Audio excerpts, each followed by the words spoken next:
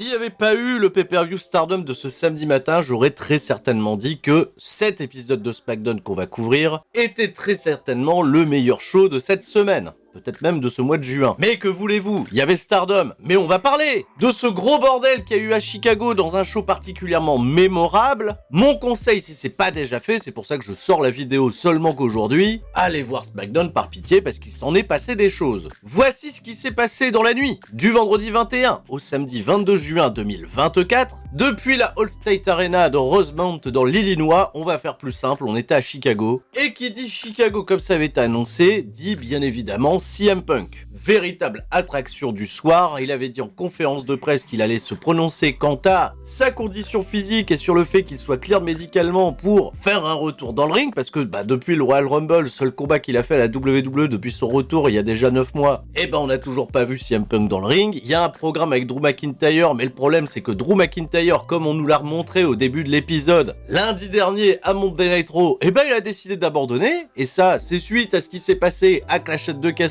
où il a perdu à cause de CM Punk qui l'a baisé, et qu'il l'a pas baisé n'importe comment, il l'a baisé devant son peuple et devant plein d'Écossais. Sauf que ce ne sera pas la seule chose marquante de cet épisode, la Bloodline s'agrandit comme on s'y attendait. Le temps de remonter mes manches qui sont déjà remontées et de vous rappeler que le 6 juillet à Lille, Casino Barrière de Lille plus précisément, Bangers on Wrestling a annoncé un immense banger, Penta El Cierro Miedo dans un combat 3-way face à Aigle Blanc et Ultima Sombra. Piqûre de rappel, lien dans la description, il reste des places, venez assister à ça, c'est à Lille. Pour le plus gros show de cette structure, je serai aux commentaires, j'ai hâte de vous y voir. Vive le catch, on est parti, le générique. Et un et deux et seulement deux, pas besoin de plus pour être heureux. On se détend, on allume l'ordi, c'est l'heure de retrouver Spirit. Ça va causer de 619, de son pom de pedigree. Mais si comme moi t'as rien compris, t'es quand même le bienvenu.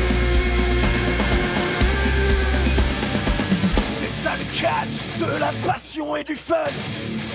On se prépare pour le corps à corps, donc tout le monde reste fort. C'est donc bien CM Punk qui va ouvrir cet épisode devant un public en liesse, c'est normal. On est à Chicago, une entrée en fanfare. Faites l'expérience, coupez la musique de CM Punk, mettez une fanfare à la place.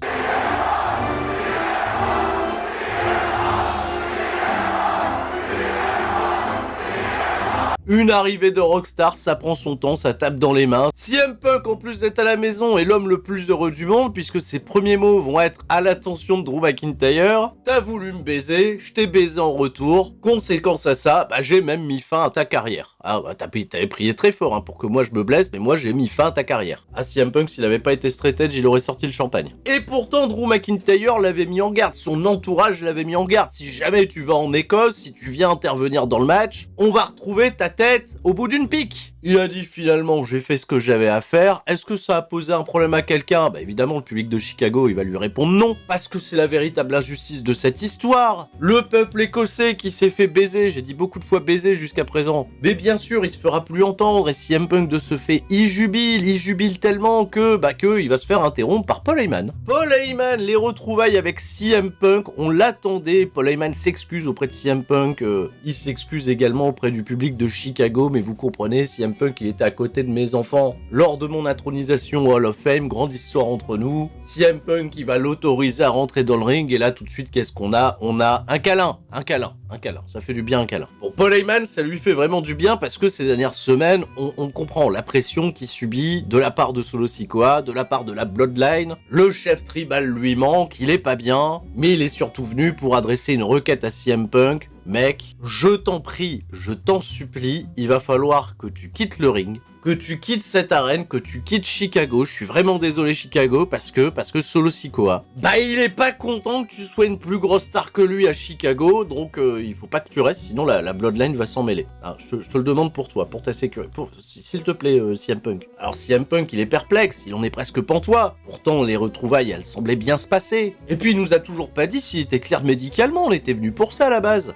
Solo Sikoa, Tamatonga, Tongaloa, ils ont pas attendu non plus de savoir l'info, ils ont tracé vers le ring, ils ont demandé à CM Punk de se barrer, à moins de reconnaître Solo Sikoa, de reconnaître la nouvelle Bloodline. Requête à laquelle CM Punk va s'exécuter. CM Punk, il va lever le doigt. Et il va dire, Solo Sikoa, je reconnais que toi et tes amis tongiens, vous êtes des fake Usos. Voilà, vous êtes des faux culs d'Usos. Qu'est-ce que c'est que ça? Manque de respect total, en réalité, il reconnaît rien du tout de ce fait, la Bloodline. Et ben, elle intègre le ring, elle est prête à prendre CM Punk d'assaut en 3v1, arrivée de Cody Rhodes par le public. Et Cody Rhodes, il est pas venu seul, il est venu accompagné de 2 battes de baseball, une pour lui, une pour Punk. Et côté Bloodline, on joue pas bien au baseball, on n'a pas décidé de faire de match, on a préféré battre en retraite. Cody Rhodes, il a pris le micro, il a défié Solo Sikoa en représailles de ce qui s'était passé à la fin de Clash at the Castle, enfin en tout cas à la fin de son match, parce que par le passé, il a déjà battu une tête de la table, il pourrait bien en faire tomber une autre.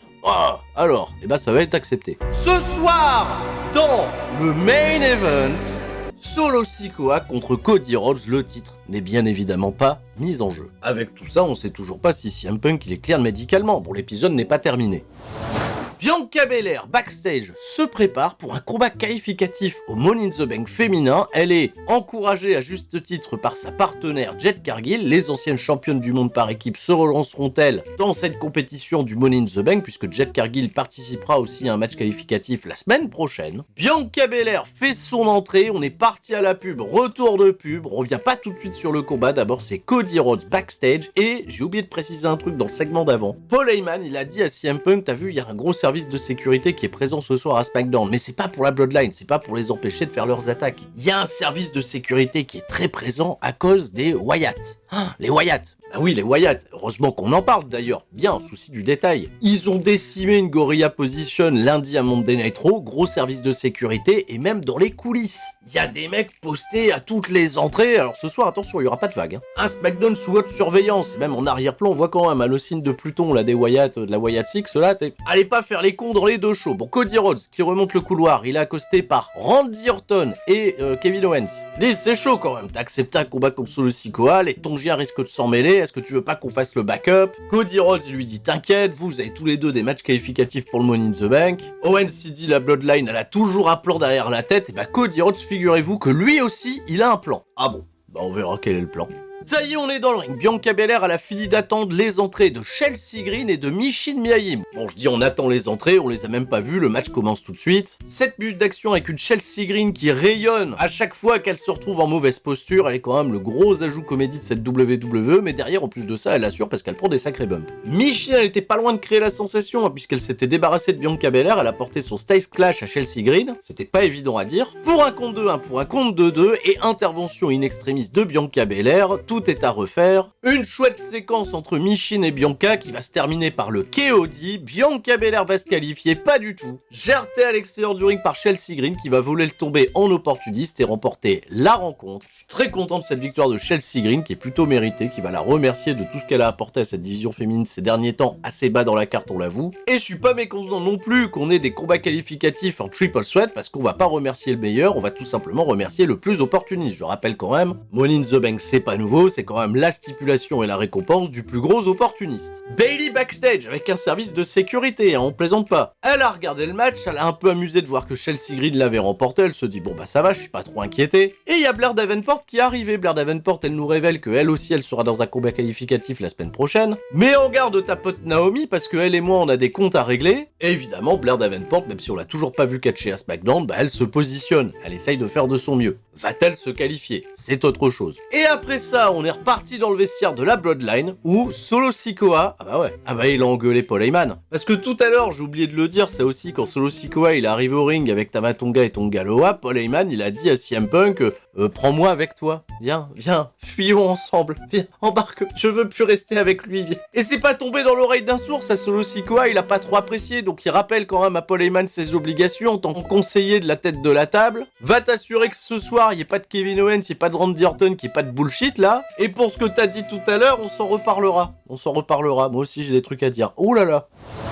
On nous remonte des images de la confrontation entre DIY et les champions par équipe Grayson Waller et Austin Theory, avec Austin Theory qui se sacrifie pour Grayson Waller et Grayson Waller qui lui rend absolument pas l'appareil. D'ailleurs, cette semaine, c'est Grayson Waller qui a une opportunité de se qualifier au Money in the Bank. Austin Theory, lui, il a pas d'opportunité. Alors Grayson Waller, on le retrouve au micro de Kayla Braxton. Il nous laisse sous-entendre que Austin Theory, il est blessé à la mâchoire. C'est pour ça qu'il est pas là cette semaine. Ça va pas l'empêcher de remporter son match et se qualifier dans le Money in the Bank. Johnny Gargano, Tommaso Ciampa, il débarque. Il y a une embrouille, bien évidemment. Et avant que ça puisse s'envenimer un petit peu plus, derrière eux, il y a un grand rideau de fer, une grande porte métallique qui est en train de s'ouvrir. Et qu'est-ce qu'on y découvre derrière? La carcasse de CM Punk avec Drew McIntyre, qui est bien présent ce soir et qui a visiblement cassé la gueule de CM Punk. Alors là, la réaction du public quand ils ont découvert Drew McIntyre, eh ben c'était pas banal, c'était la vengeance depuis le début avec un CM Punk qui jubilait un petit peu trop et Drew McIntyre qui avait bien mené sa barque pour aller lui faire le meilleur des coups montés. De ce fait, à ce moment-là, on sait pas comment il lui a cassé la gueule, qu'est-ce que CM Punk il foutait dehors, mais de ce fait, Drew McIntyre, il va prendre la carcasse de CM Punk sur ses épaules, il va remonter le couloir, il va croiser tous les catcheurs qui ont pas de programme pour le moment. Désolé Baron Corbin, désolé Apollo Crews, désolé aussi le gros service de sécurité qu'on a déployé, mais qui est apparemment pas là pour ça. Les mecs, ils ont dû arriver en disant c'est les Wyatt qui attaquent. Non, c'est Drew McIntyre qui attaque le héros local. Oh bah non, ça va, on s'en fout ça. Et Drew McIntyre, il va même traverser la Gorilla Position. Visiblement, il y a personne dans la Gorilla Position. En même temps, je peux comprendre, c'est un endroit dangereux désormais. Et il s'arrête sur le stage d'entrée avec tout le public qui l'a eu. Il pose la carcasse de CM Punk par terre. Il vient lui voler un petit bracelet de l'amitié. Il a pris un petit bracelet de l'amitié. Oh, c'est mignon. Et il s'amuse un peu comme Punk, la caresser le sol, à dire voilà, c'est peut-être clobbering time, là aussi. Bah là, pour le coup, c'est l'heure de la bagarre, c'est l'heure de la vengeance. Le plan, il est giga badass. Et voilà que débarque Nick Aldis, les Road Agent, la sécu, tous à la bourre, ils étaient en pause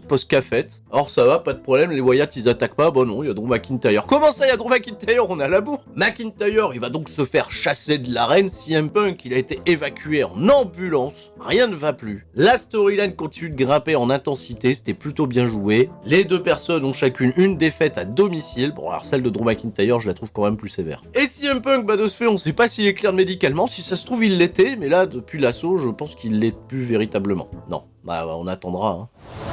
Ouais, bah on attendra, on n'est plus à ça près. D'ailleurs, on va pas attendre non plus l'entrée de Tama Tonga, encore moins celle de Carmelo Hayes qui est déjà dans le ring. On attend surtout la longue entrée de Randy Orton. Vous l'aurez compris, c'est le combat qualificatif pour le Money in the Bank masculin, le premier des deux de la soirée. Randy Orton, c'est un environnement parfait, il peut aller taper sur deux personnes à la fois, ça va mettre les back suplex sur la table des commentateurs. Tama Tonga et Carmelo Hayes, ils ont un ennemi commun, mais ils vont pas forcément très bien s'entendre non plus, ce qui va permettre à Randy Orton de faire des comebacks. Le double DDT en stéréo au plus grand plaisir du public, et quand Randy Orton était prêt à capitaliser sur Tama Tonga, est arrivé Tonga Loa. Bon, Orton, il a des yeux dans le dos, il s'en est chargé. Tama Tonga s'est fait dégager à l'extérieur, et Randy Orton, il s'est fait piéger par un roll-up de Carmelo Hayes, histoire de protéger un petit peu le vétéran, mais c'était plutôt bien joué de la part de Carmelo Hayes, en opportuniste là encore, parce que je le rappelle, Money in the Bank, l'opportunisme, et ben c'est l'opportunisme qui paye, et qui sourit. Voilà. Ah, il y a même Kevin Owens qui était venu à la fin essayer d'équilibrer, mais ça n'a pas suffi. Wade Barrett et Corey Graves, très concernés, nous remontent des images de ce qui s'est passé ce lundi à Monday Night Raw. La grosse attaque de la Wyatt Six, ça a été travaillé, ça a été remonté avec des glitches et tout le bazar. Et la Wyatt Six, elle a très certainement eu peur du gros plan Vigipirate qui a été déployé parce que, je vous le dis cash, on va pas les voir lors de cet épisode de SmackDown. Remettez le même service de sécurité lundi à Monday Night Raw et puis ils reviendront plus jamais. Hein. On enchaîne tout de suite avec LA Knight.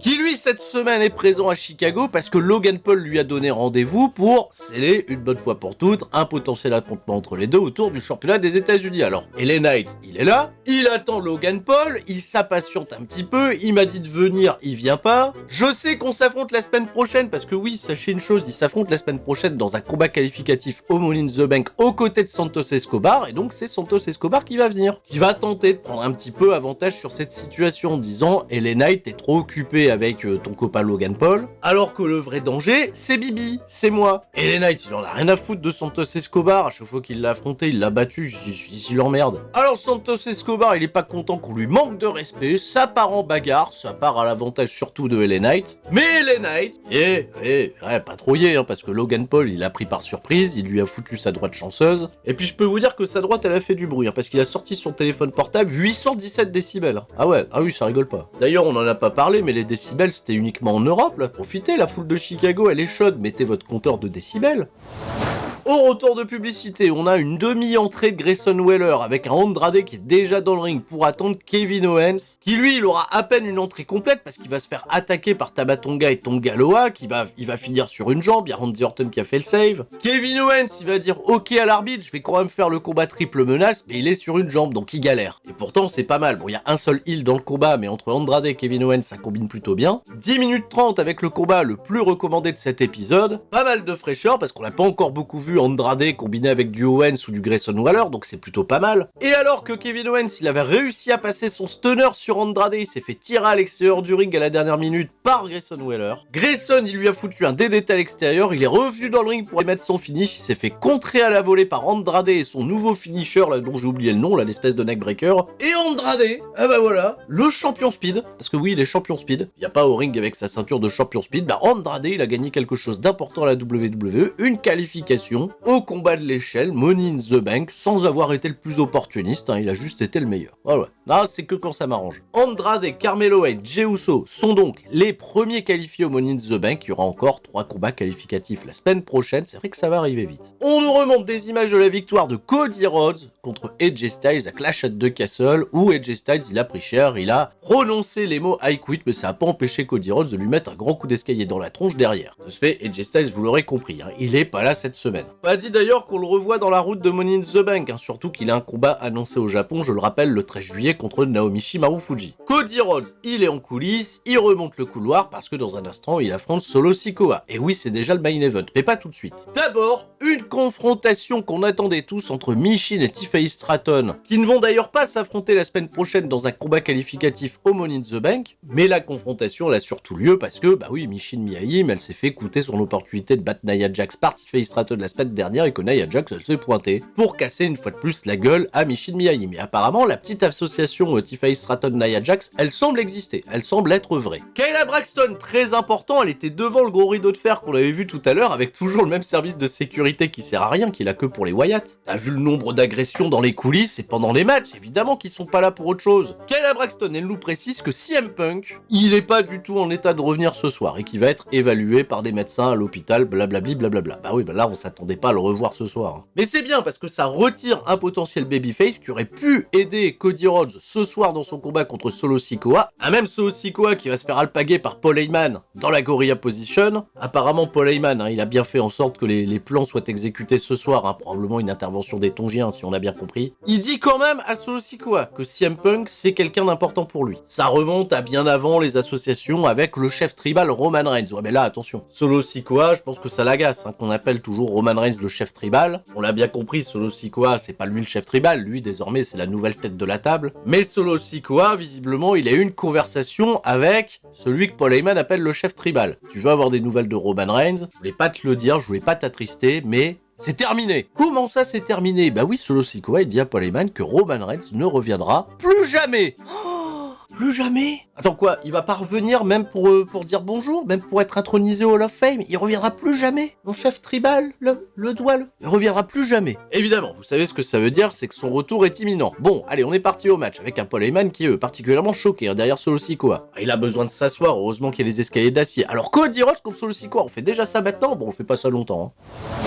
Cody Rhodes, il a envoyé Solo Sikoa à l'extérieur du ring. Il a quand même regardé partout. Ils sont pas là, les Tongiens. Voilà, ça sent le coup fourré, mais il a un plan, hein, il paraît, hein, Cody Rhodes. 1 minute 35 de combat. Les Tongiens, ils sont intervenus. Bah ouais, déjà. Bon, allez, comme ça, il n'y a pas de match. Ça part en bagarre. 3v1. Musique de Randy Orton et Kevin Owens sur une jambe pour faire le save. Une bagarre qui éclate entre tout le monde. Alors, tout à l'heure, c'était marrant parce que Randy Orton, il a fait fuir les Tongiens avec une chaise. Là, il aurait pu venir avec une chaise. Il est pas venu avec une chaise. L'avantage, elle va du côté Legacy. Enfin bon, pas Legacy parce que Kevin Owens, c'est pas Ted DiBiase Jr. Stunner de Kevin, RKO de Randy Orton, on est en situation de 3v1 autour de Solo Sikoa. Solo Sikoa il est pas pas bien, il demande la pitié, non, non. Il se met à sourire. Mais il avait un plan. On entend le public s'agiter et le plan de caméra s'élargit. Jacob Fatou, Jacob Fatou